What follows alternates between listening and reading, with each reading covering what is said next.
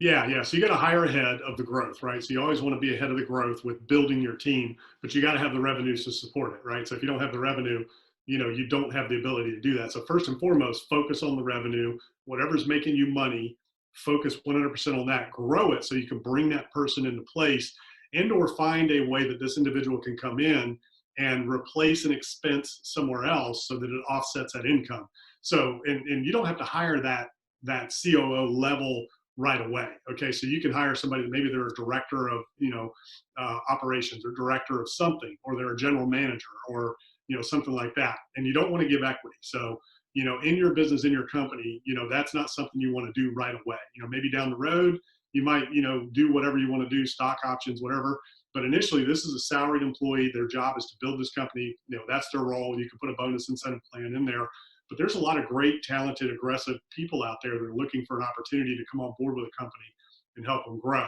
So you want to start them at a lower level and say, look, this is entry level. You're coming in. It's a ground floor opportunity. Maybe you're the general manager. Maybe you're the director of operations that could eventually lead to this position. So you want to find somebody who can come in and evaluate what you're doing and pay for themselves, and then grow that company so that there's an ROI on that position.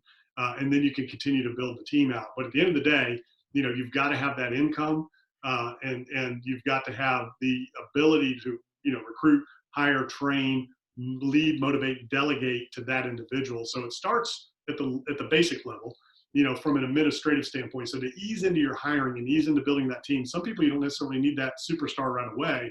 You just need somebody on the administrative level. So a lot of companies, the first person I find for them, literally, if it's owner operator, one person doing everything, or two partners doing everything, like you guys, first thing you need is an administrative assistant to take all of that load off of you. And then there's systems as well that can help with that. So that's the first step, that administrator. They can do everything. They help you with your social media, your marketing, your investor relations, your closing documents, your transactional stuff, whatever it is administratively that keeps you from focusing on the big picture, which is finding more assets and raising more capital. That's what's going to grow your scale your company. You have that person, and then as the income increases, then you can step up the level, or you bring somebody in who can be that person that's willing to do the administrative stuff ahead of the game, and then you bring on an administrator later.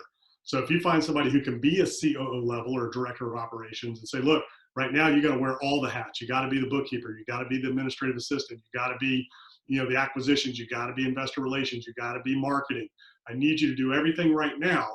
And then as we grow this company, then we can fill in those pieces. So if you're paying somebody third party to do marketing, maybe that can be brought in house by having this person, posting this, that, whatever. So that's another way to kind of offset the cost of bringing somebody in on the front end.